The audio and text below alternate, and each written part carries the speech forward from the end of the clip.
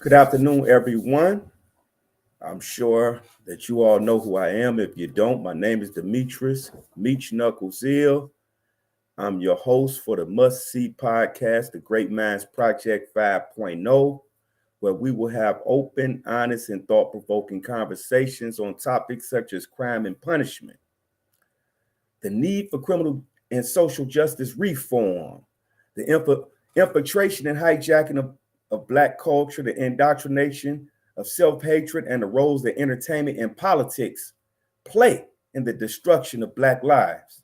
So, with that being said, I just wanted to talk about, a lot of people ask, and so now I'm delivering. A lot of people want to know how I did 28 years in prison and came out with a little bit of sanity.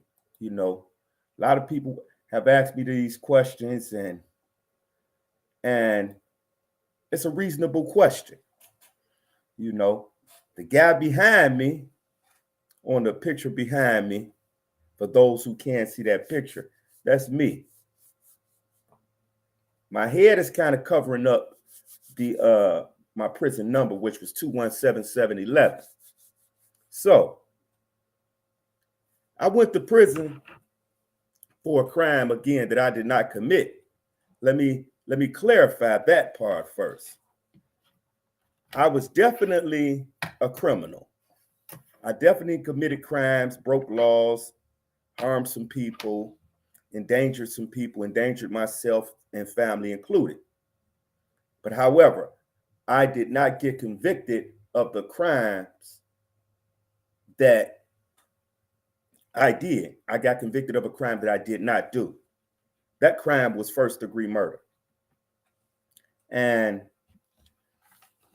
it was troubling for me to wrap my mind around being locked up for a crime I didn't commit. But to be honest with you, as a young person who really and truthfully didn't give a damn about nothing because I didn't know how. Not that I didn't want to care about people or care about myself, but I didn't know how. I began to, I'm asking that y'all share out my feed too. Please share out my feed. And I began to sink into this mindset that disregarded everybody around me. And because I disregarded everybody around me, I thought the world revolved around me. As much as I learned to hate myself, I thought the world evolved around me. I know that sounds strange, but that's how I was thinking. And so when I was 17 years old,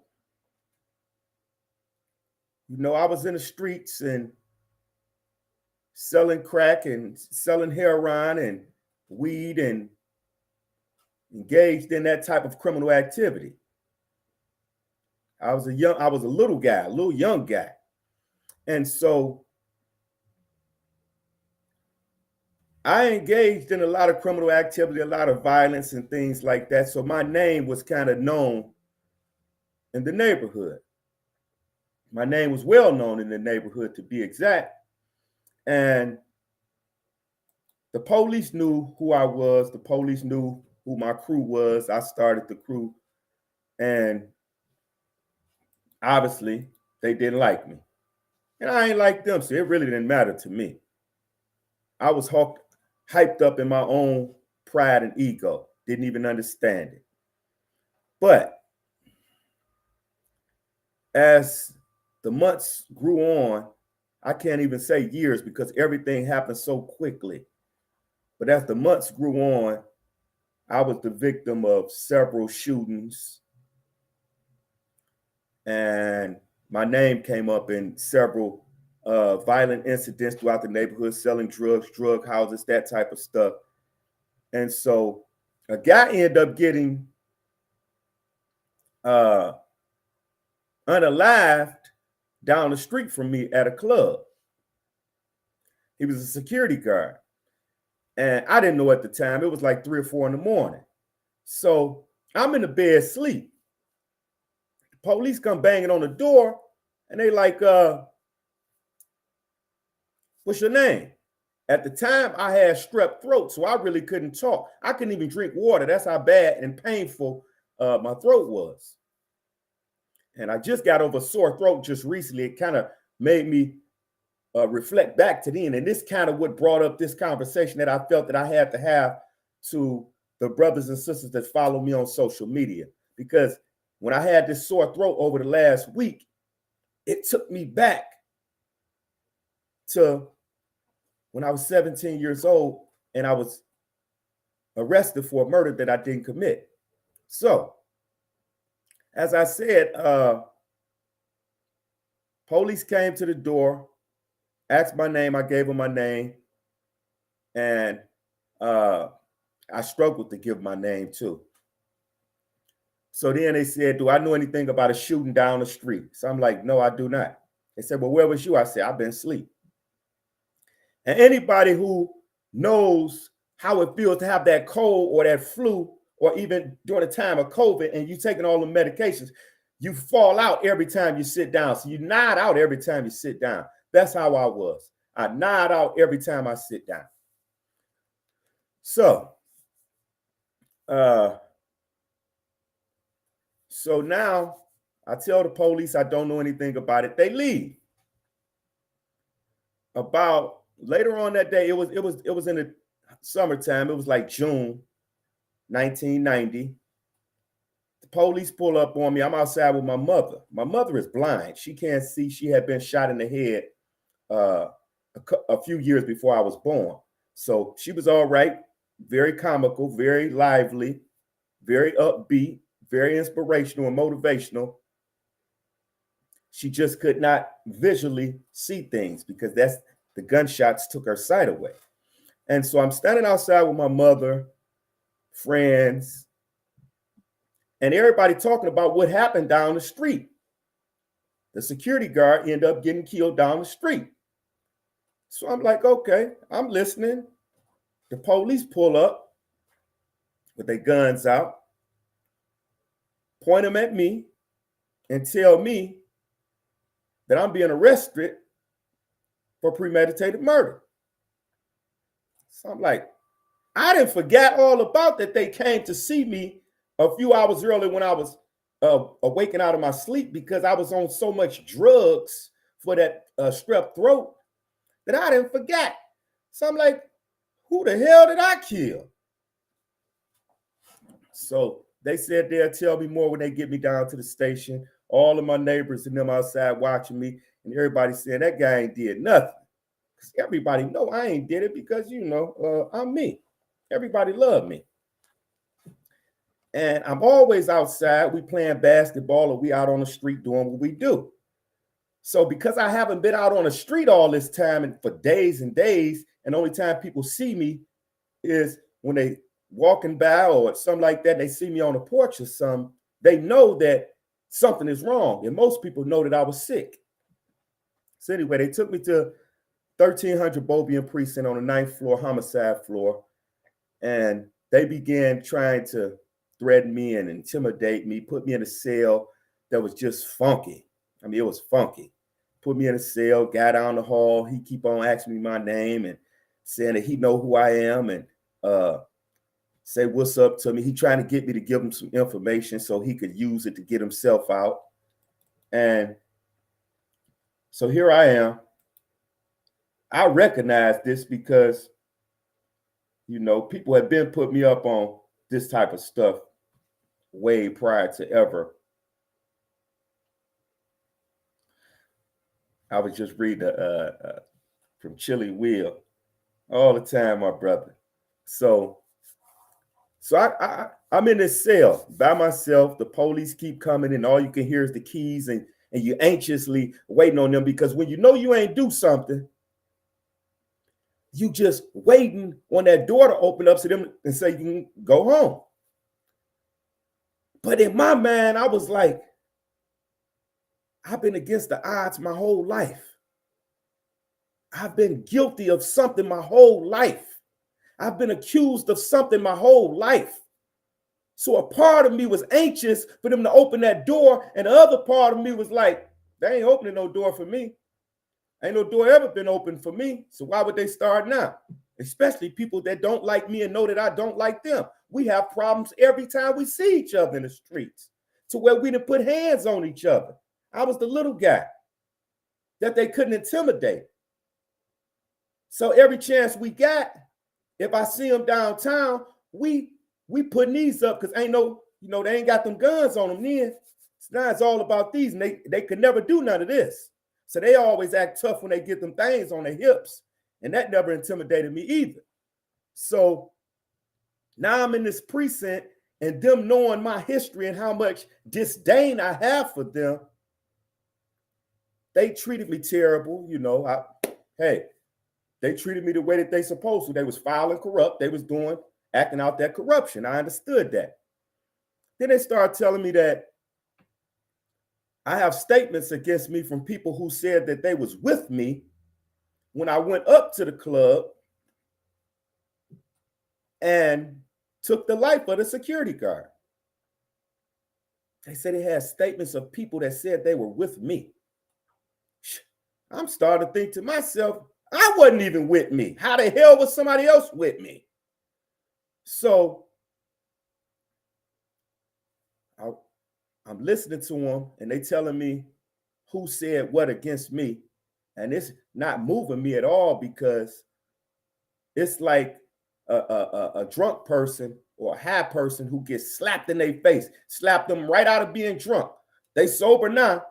I'm all the drugs that left my body now from all that cold and that strep throat stuff. So I'm like, okay. So I'm very coherent. I'm very down to earth at this time. I'm like, man, whatever you say. They said, well, we got them. We got them saying that it was you. Okay, more power to you. Do what you gonna do. I don't know what the hell you talking about. That's that. So I end up getting charged with first-degree murder. I'm in the county jail now. They didn't transfer me over to the county jail now. And I get a visit by this prosecutor who had just was making a name for herself. She's very big right now, making a name for herself. Kim Worthy, Wayne County prosecutor. I get a visit from her. She kind of have a history with some of my family members from back. I didn't know her at all, but had a history with some of them. And she came and asked me about this situation that I was incarcerated for. I said, I don't know anything about it. So I said, somebody just set me up. They framing me. She told me, and I have said this on many occasions, so this is nothing new. She told me, if I can't tell her about the shootings and things that happened in my neighborhood that somehow, some way my name came up in, but I never was arrested for. She said, if I can't tell her about any of that, then she ain't doing nothing to help me in a situation that I'm telling her I'm being framed for. So here I am. I'm a young, tough guy. So I thought I was. I'm like, more power to you. I don't got nothing to say to you. I'm not giving you no information, period. I'm not snitching on nobody. I'm not giving up no information on nobody. First of all, I don't know nothing. That's number one. Number two, if I did know something, I'm not telling on nobody. Number two is the fact that I know that I didn't do this crime. So I'm thinking to myself, I don't care who they got to say I did it. I'll be out. I always do get out. So I end up going to preliminary examination. I end up getting bound over for trial because someone had said that they was with me when I went and took this man's life. And it was evident at the preliminary examination that this person is lying, flat out lying. It's evident. Let me just give y'all one example. The real witness statement said that it was three guys. It was a light-skinned guy who was about 5'7". There was a dark-skinned guy who was about 5'6", 5'7". And there was a brown-skinned guy who was about 5'6" or 5'7". So now everybody around the same height. The catch is that they said that everyone was around the same weight, 145, right? The guy who testified against me at the preliminary examination was 220 pounds, 6 feet tall. And mind you, I failed to mention that they didn't even charge him with anything, but yet they allowing him to say he was with me during the time that I took this man's life. But again, they knew that he wasn't there, and they knew that I wasn't there. They just knew me and his relationship, and this would go over good with other witnesses who were unsure of who did it, and a jury if I so chose to go to a jury trial. That this man's relationship with me would make him credible. Why would this man say that his own family member did this? That's how they was looking at it, and it worked. So I end up being bound over for trial. Islam, buddy, love, baby. So I end up being bound over for trial for first-degree murder for a crime I didn't commit. Still standing on my innocence, and I still stand on it to this day. 33 years later, still stand on it to this very day. I have no reason to lie. I done already did 28 years. If I did it, I say, okay, I did it. Now what? I'm still saying that I didn't do it.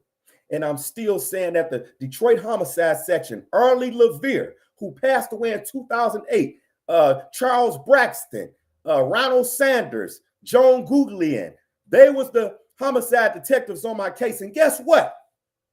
Guess what?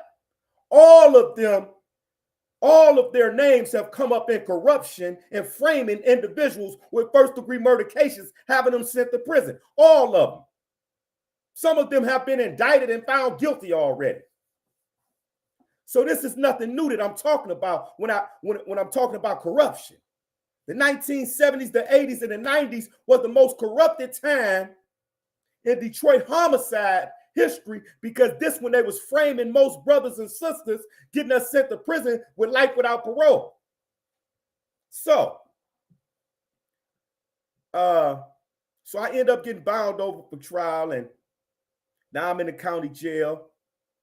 I'm trying to wrap my head around how this happened, how they could believe my family member was with me when he don't fit the description of anybody that real witnesses said was with the real suspect. Second of all, why was my family member locked up for 14 days and not charged with anything? Yet he said he was with me and I got the gun from him. And he was released after 14 days of being in homicide section jail. He was released. No charges, no nothing. Like, hey, you free.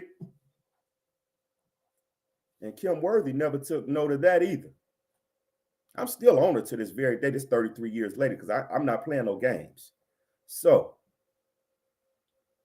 I end up sitting in the county jail, waiting to go to trial, trying to get my alibi witnesses together. And, and I even told the attorney that situations with the police where when I was shot in the back one time, literally, the guy shot me in the back. He shot the whole street up. I was right there trying to protect my brother and friend, and I got shot in the back. And the brother got in his car. This is no exaggeration. I told the news reporters this. He got in his car and he drove right past the police casually, and the police pulled up and tried to arrest me for doing a shooting on the street when I was the one got shot, and all the neighbors came out for me and said, no, he the one got shot. So when the news reporter asked me, who do I think, do I know who shot me? I said, yes, I do. They said, who? I said, the police. I said, because it's obvious that the police was involved, because here's a shooting that happened and they casually drive around the corner right past the guy whom I never gave up because it's one of my homeboys. I know him very well, grew up with him. He wasn't trying to hit me. I just ended up getting hit. I wasn't going to tell them that. But the police know that it wasn't me. And they came to arrest me for shooting myself in the back and shooting my friend who got shot in the leg.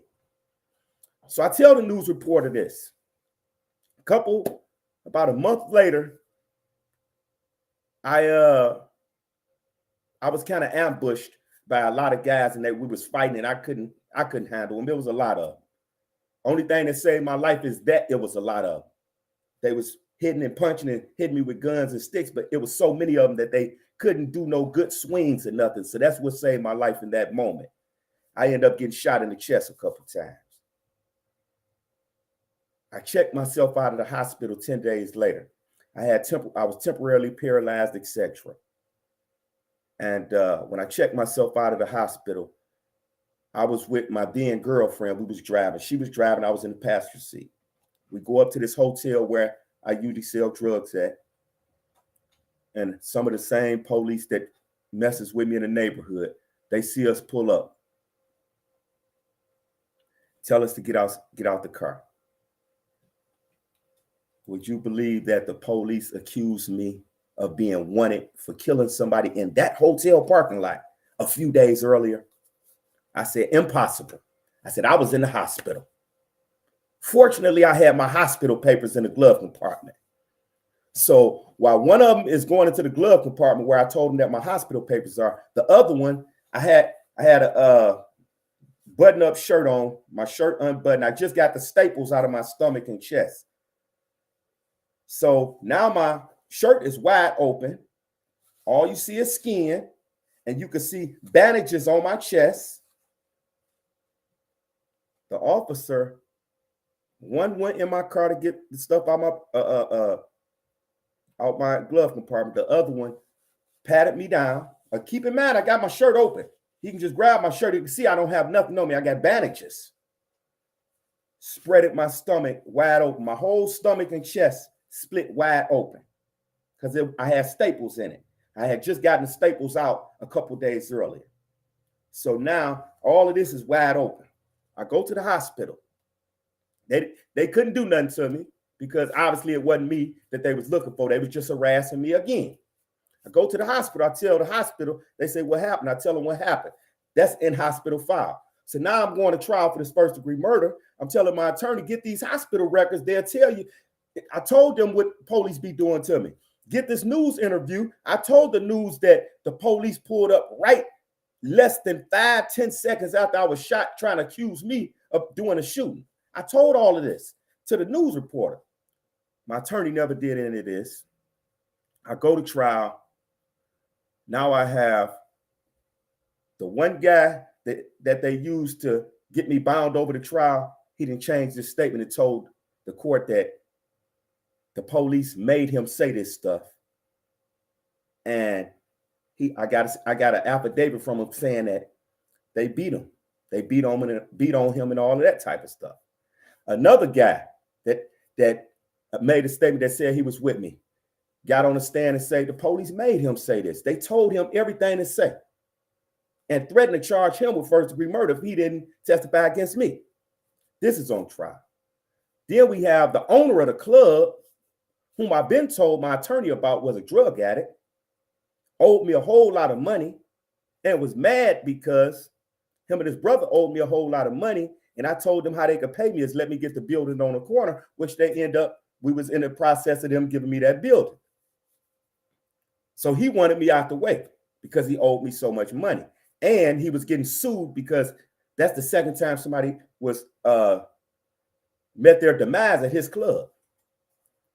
So he was trying to save his own butt. And so now I get to this trial and they use my family member's statement at preliminary examination against me. Since he wouldn't get up there and say what he said at the preliminary examination, he told the truth at trial that he wasn't there. They made him said he lied, etc. They used his statement. So now they made this family connection between us that other people can hear. So now when the real witnesses got up there and the real witnesses heard about that family connection of a guy saying that he was with me, those real witnesses who didn't identify me one day after the crime now gets up there and swears up and down that I'm the guy that they seen commit that crime. One guy said he will never forget my face a day in his life. The lady said she still have nightmares and memories of me.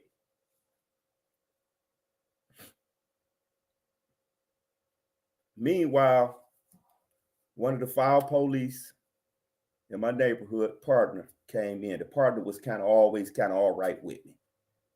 He was always just straight up with me, put it that way. Just a straight up and down guy. If I'm wrong, he gonna get me. If I'm right, he gonna leave me alone. He walked in the courtroom. He said, man, they know Meech didn't do that, man. That's what he said. They know Meech did. Now, who is they he talking about? They. He can't be talking about the people in the street because the people in the street know I didn't do it. Can't be talking about my family because my family know I didn't do it. Who else could he be talking about when he say they? Except the people who's charging me. They know he didn't do it. So I go through this trial and hear these people say that it was me, and they point their finger at me as the suspect that they seen. And it was so disheartening to me because I had flashbacks of all the stuff that I did do and gotten away with. I started it started flashing, right? Everything was flashing so quickly in my mind.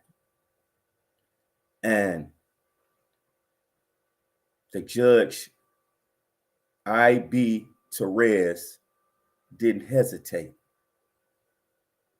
to come back and say, I find you guilty of first-degree murder.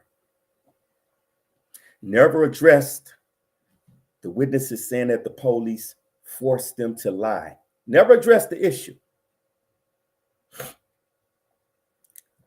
So here I was, when I heard guilty, the first thought in my mind was somebody had to kiss my fist. So I swung at the first person closest to me, not my attorney. Swung at the first person closest to me. That was the deputy. And then my brother got in it. Then my mother got in it. Then my then girlfriend got in it. And we beat the hell out of people in the courtroom. That's the bottom line to that. We beat the hell out of people in the courtroom. Somebody's leg was broken. Once they got everything under control, they carried me like a hog with my hands and feet tied behind my back and carried me like that, face down, and threw me in a cell in the back, lip busted. It didn't matter. I had life without parole. I mean, I had first-degree murder, which I knew carried life without parole. So I end up staying in the county jail for a little bit longer, and then I end up going to my sentencing. They sentenced me to life without parole in prison. Mind you, I was 17 when the crime took place. I was 18 when I was sentenced to life without parole in prison. And so I end up going to prison. I was confused, and I was angry and frustrated. But my exterior had to present myself to be a tough guy because my ego and pride was on the line at the time. That's all I knew. That's how I grew up, acting off ego and pride, hiding behind ego and pride. And so now, here I was, life without parole in prison. I didn't know if I should cry. I didn't know if I should be upset, angry, take it as a badge of honor since it's already done. I can't take it back. I didn't know what to do. So I just took it on the shoulder and I just melted into the prison culture. Seen a lot of my friends. I mean, when I say a lot of my friends, I'm talking about so many guys that I had wondered where they had been for years. They was right there. So now I fitted right in. And it was tearful times that some of us had that was real close, that we had shared a tear together. Some of us came to the boys' home together and when we was 9, 10, 11 years old. Some of us came to the boys' home together and we shared the tears then. Some of us shared the tears together when I end up seeing them again when I had life without parole. And lo and behold, many of them had life without parole as well. So the pain was swelling up in my chest. I didn't know what to do. The depression was weighing me down. I didn't know what to do.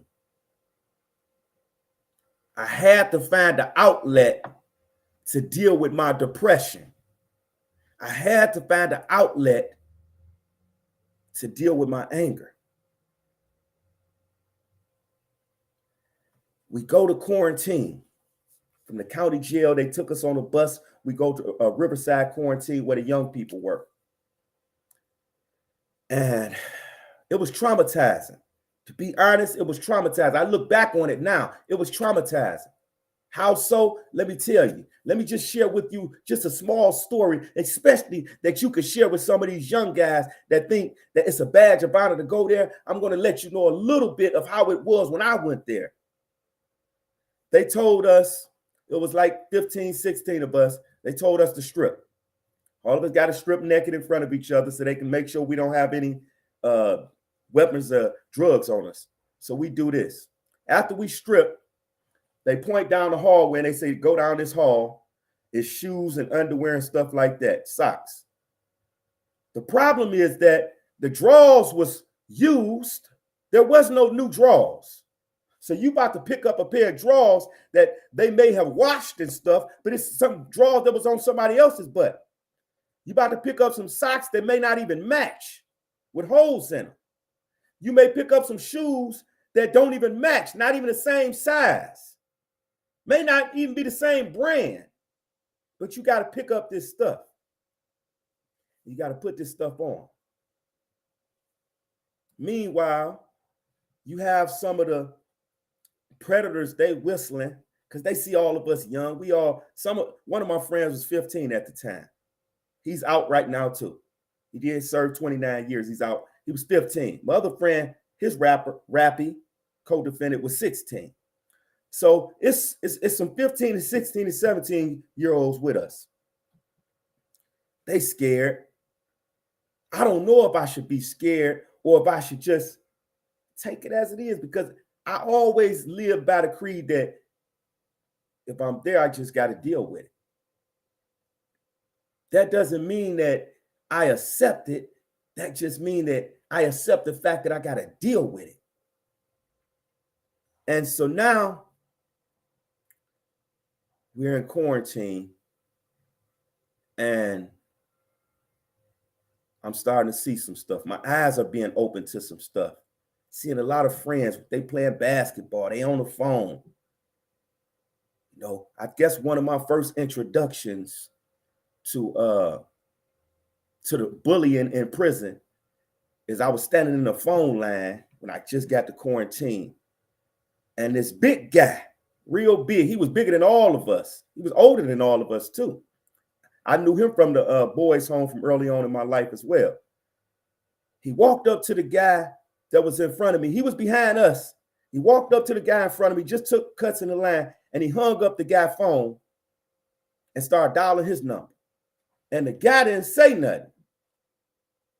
So I'm like, hold on. I said, hold on. I ain't gonna say his name. I said, hold on, bro. I was next up for the phone. He like, yeah, okay, but I took the phone. I hung up on him and took the phone from him. I said, bro, we don't do that. And so he know me. He know me from back then. He knew me from the streets. He Knew me from the county jail. Now we here. And so he accepted it for what it was. Otherwise, we was gonna get busy, and that was gonna be that. And that would have been my first show, how I throw hands and don't mind how big or small, fat or tall a guy is. That's how I was thinking at the time. So when we left quarantine and we went to the prison, we went to MR, Michigan Reformatory. Michigan Reformatory was one of the most violent prisons, young prisons. It was called Gladiator School to us in Michigan, but it was one of the most violent prisons in the United States. When I say violent, I'm talking about my first day, literally my first day. I went, they gave me a bedroll, told me to go down to Quartermaster and get some clothes. And when I went down to Quartermaster, I heard some guys arguing or something. And I ain't trying to pay attention to it because, you know, at the time I'm depressed. I'm stressed out. I'm angry. I'm trying to wrap my mind around what the hell is going on. How did I end up here? Am I ever going to get out of here? And I just happen to look back and I see a guy chasing a guy with a knife around the yard. I mean, he was just chasing him. The knife was literally, no exaggeration, from here to here. That's how big the knife was. And he was just chasing him. And he ended up tackling the guy. And police is on the yard, but they ain't see it. And he ended up tackling the guy. And the guy didn't pass away, but he did him dirty. So that was my first introduction to some up close and personal prison stuff that I used to hear about. And I think that resonated with me very much because I told myself then, if somebody tries something, if I think they're going to try it, I'm going to get them first. I had to tell myself just like that. And that was the mindset that I carried on throughout my time in that prison cell. And so in other episodes of my podcast and my live feeds, I will be talking about some of the other experiences that I had. But I would just say that my introduction to prison was probably as traumatic as you can imagine. I mean, having to do something to people because you think that they may be thinking about doing something to you. So it was hard felt, but it's something that I had to deal with in that prison setting because I felt like I'm not going to give nobody the first swing. I know I did some stuff to some people. I know I had beef with a few people, and some of them was right there on that prison yard. Some of my friends that knew of it, they had already told me, so-and-so here, man, said, take this with you. Like that. Got that knife, put it on me. How did I get along with the COs? The COs are the correctional officers, for those who don't know the COs. I didn't get along with the correctional officers. They ain't like me. I didn't like them. I carried that attitude from point A to point Z.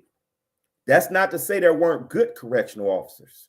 That's not to say that I didn't have conversation with good correctional officers. We're talking about the actual overwhelming group of officers. They didn't like me, and I didn't like them. And every chance I got, now you didn't have me go into this story.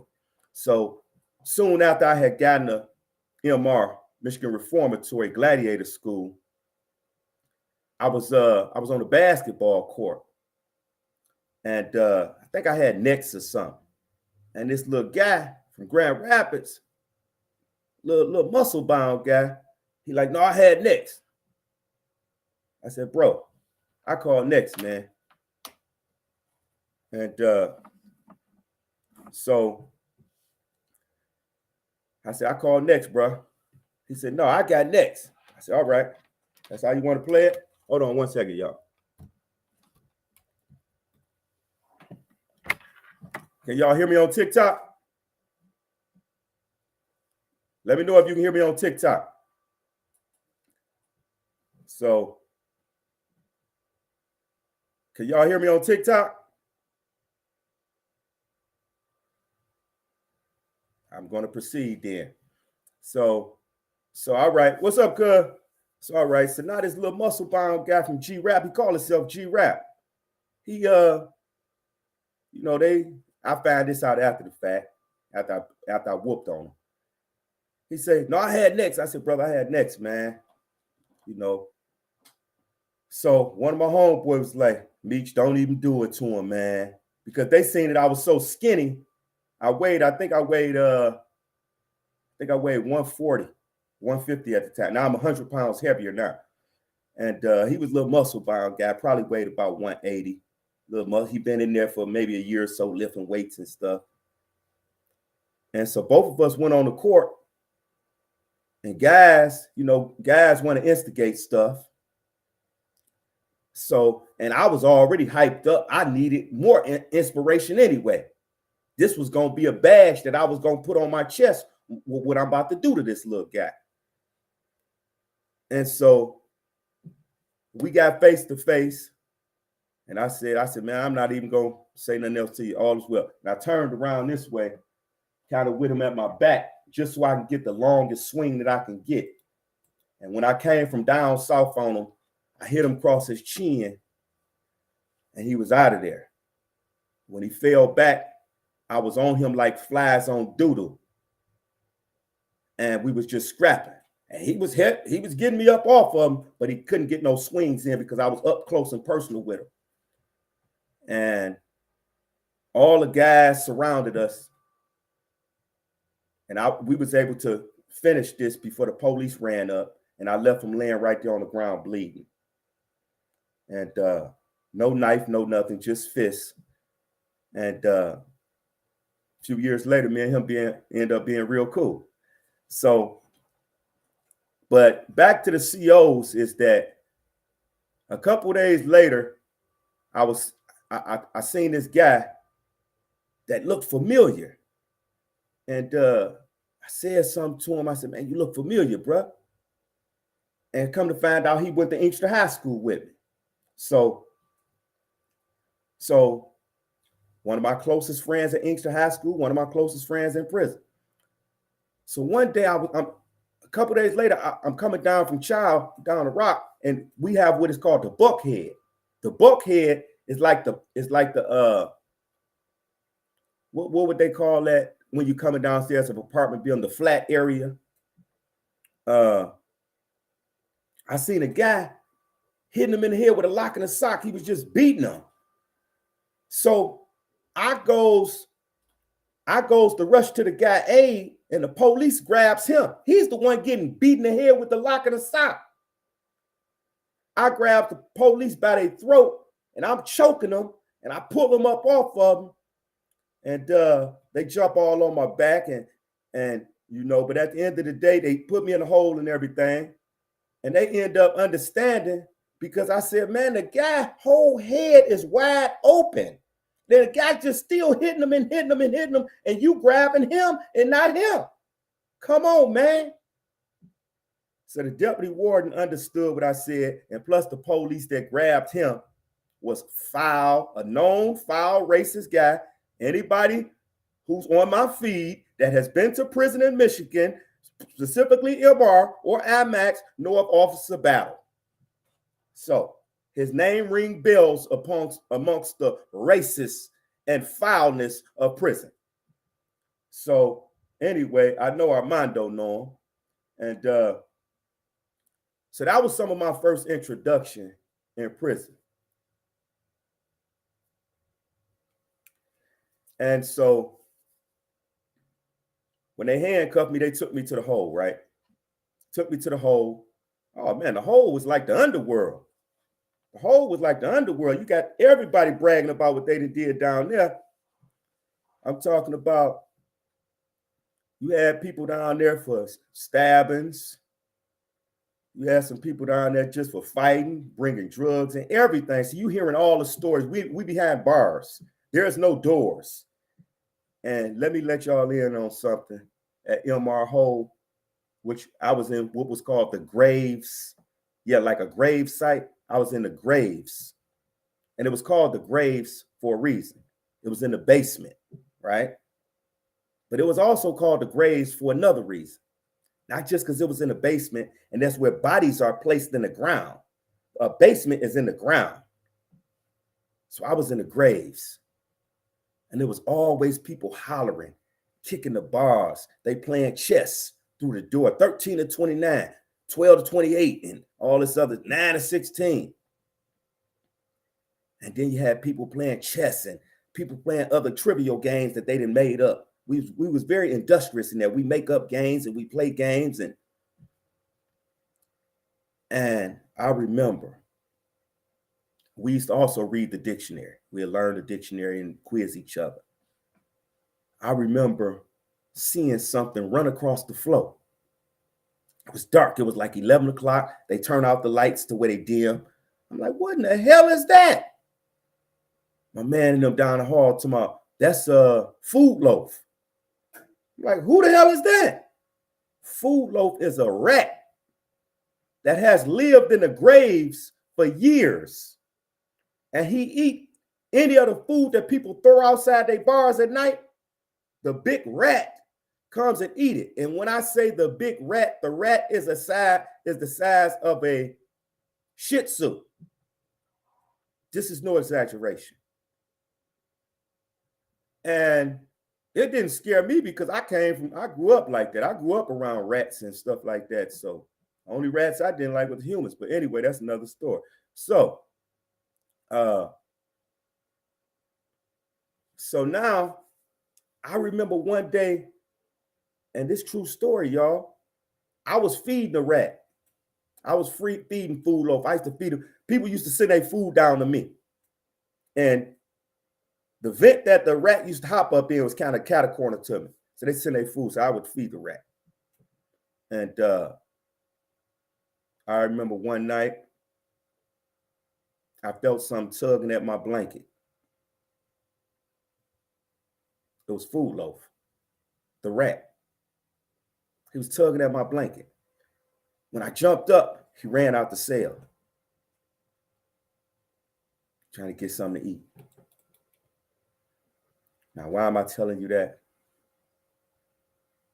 Because I'm telling you the horrifying stories and traumas that I faced just in my beginning of my prison sentence. Later on, I'm going to tell you some more. But I thought it was very important because I never really shared the stories on Facebook, TikTok, or anything. I never really shared the stories. I'm asking that y'all share my TikTok feed.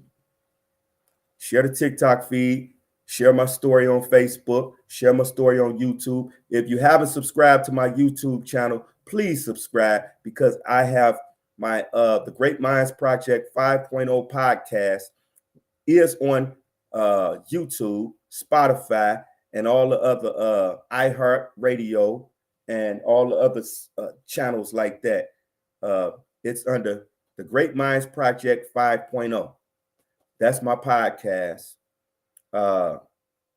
Subscribe to my YouTube channel. I need some followers on my YouTube channel. I don't have it. Like 58 people follow me on YouTube. So I always post a lot of good content about current events and things like that. TikTok, they want to, they keep striking me because they say I post stuff that's that tends to incite people, like, and I talk about stuff that tends to incite people, but I just talk about reality. Reality does incite, it's supposed to incite people. I served 28 years of my life in prison. That incites people. That triggers a whole lot of people. It's some mothers crying right now because their son been in prison for 5 and 10 years of a life sentence. So when is what next, Rick and Neil? So it's some mothers that's triggered by my story. It's some mothers triggered by my story right now. It's some daughters and sons triggered by my story right now.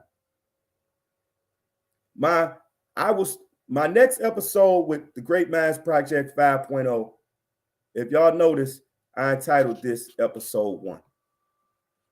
I was sentenced to die in prison, episode 1. Because I will have a lot of my friends on here in other episodes to tell their story of how they were sentenced to die in prison as well. And I will have some politicians on here. I will have some pastors on here, some ministers on here. I will have some mothers and some family members on here talking about some stuff. I will have professors. I will have some people on here.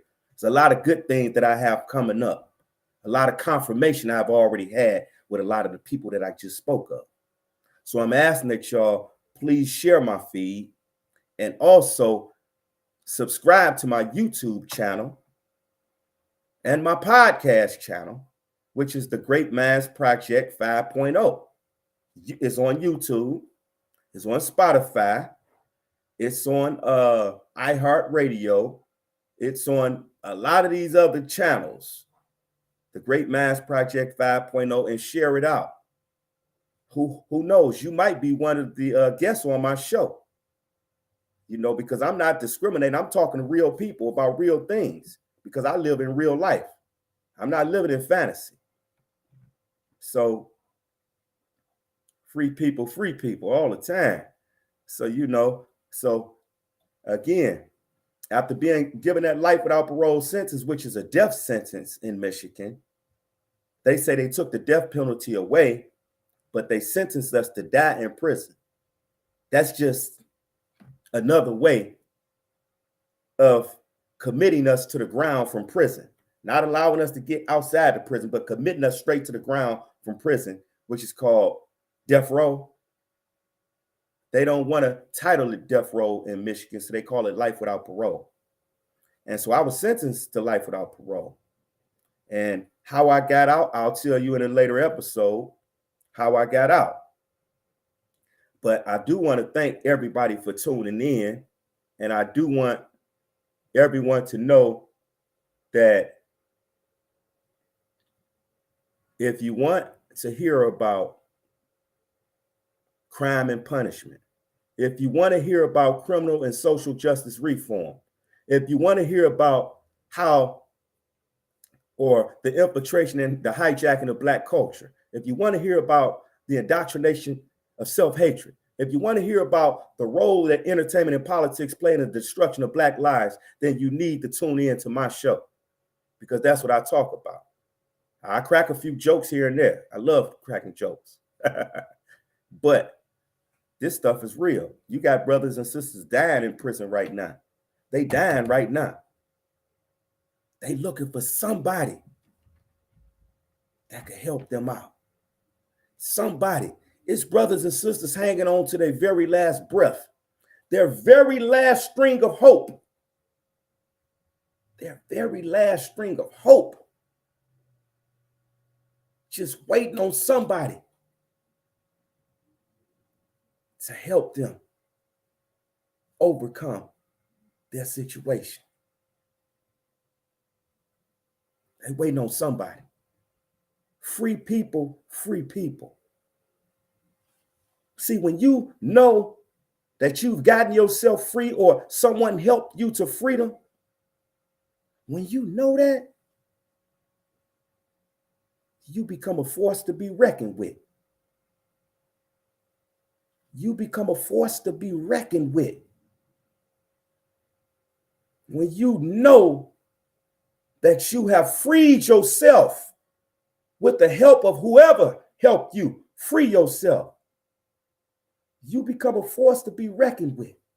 It's a reason why free people,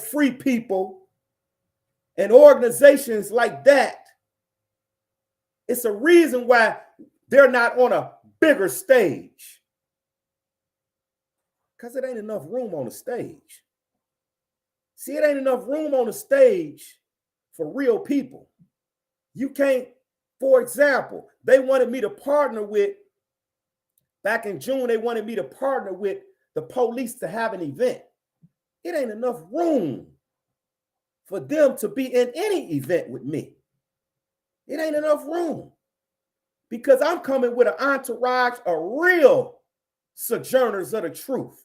I'm coming with an entourage of real community activists and engagement specialists. I'm coming with an entourage of real brothers and sisters that been through the trials and tribulations of prison life. I'm coming with a real entourage. Ain't enough room on no stage with people like me and people who are corrupt. Ain't enough room on the stage because the truth gonna be told. And then they go, because they got the money, they got the position, the news gonna turn around and make us try to make us look bad and say that organization did this, they was disrespectful, they didn't show up professional. Why? Because we expressed our passion. We're not professional. I was in prison for 28 years for a crime that I didn't commit. And whether I committed the crime or not, I was there for 28 years. I'm out here right now. I put work in this community. I do work in the community for real. I don't get paid to do it. You got people who get paid to protect, serve, and protect communities that don't do it. But you got the nerve, you naysayers and you critics, and you foul news reporters, got the nerve to talk about when a brother or sister is free and we trying to free others. Like we have to have an audacity to think that we gonna get out and reach back. No, you have to have the audacity to think that you're gonna stop us from reaching back. That's where the audacity come in at. Because we gonna reach and teach every time we reach. That's what we gonna do. That's what we know how to do. That's the only thing we know how to do because we came through the trials and tribulations of life for a reason. We came through all of this to get to something. This real life drama we talking about. We ain't playing with none of these people out here. Our brothers and sisters sitting up there dying in prison. Our mothers and brothers out here crying for help, crying because they done lost somebody, crying because they can't get them back, crying because the ones that still breathing, they're in the graves of a prison. And these mothers and fathers and sisters and brothers only want one more time to see, talk to, or hear they loved one. We trying to make that happen. Again, I'm not going to hold y'all up too much longer, another couple more minutes, because I have to say a few more things. I have to say a few more things because it's important that I share with you who I am. For those who don't know, the backstory, I just shared with you some information in hopes that something that I said landed on you in such a way that you could share it with somebody or apply it to yourself. Because at the end of the day, life is a journey that you cannot avoid. There's going to be ups and downs. There's going to be peaks and valleys. There's going to be trials and tribulations. It's going to be some happy times, some sad times. But it is life. And I'm trying to help those brothers and sisters who are so deserving of this opportunity to experience this array of emotions that I just described. I want them to experience those same emotions that I feel. I want them out here to experience it. I want my brothers and sisters out here who are out here to feel free to experience their emotions, not feel locked up or forced to live a certain way, scared to show who they are. I want them to understand that if you have a loved one that's incarcerated, if you have a loved one that's about to be incarcerated, if you have a loved one that's on his way home or on her way home, I want you to just embrace the idea of freedom. Embrace it and cultivate it. And understand the role that you do play in their freedom. Because as the brother Riggins Zeal would say, free people, free people. What I do with my organization, the Great Minds Project 5.0, is I take those ideas from great minds and we're going to put it in a pot and make some gumbo. And we about to feed some people this knowledge, wisdom, and understanding so that they could be freed and so that they could free others.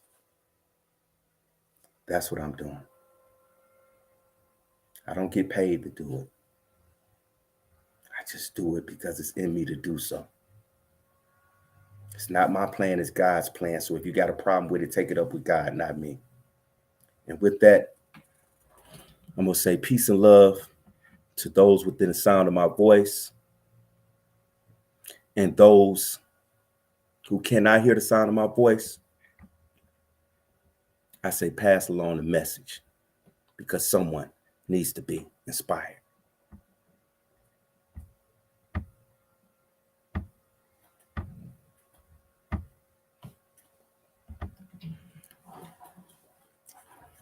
Well, hope that brothers and sisters enjoyed the things that I talked about. It's all from the heart.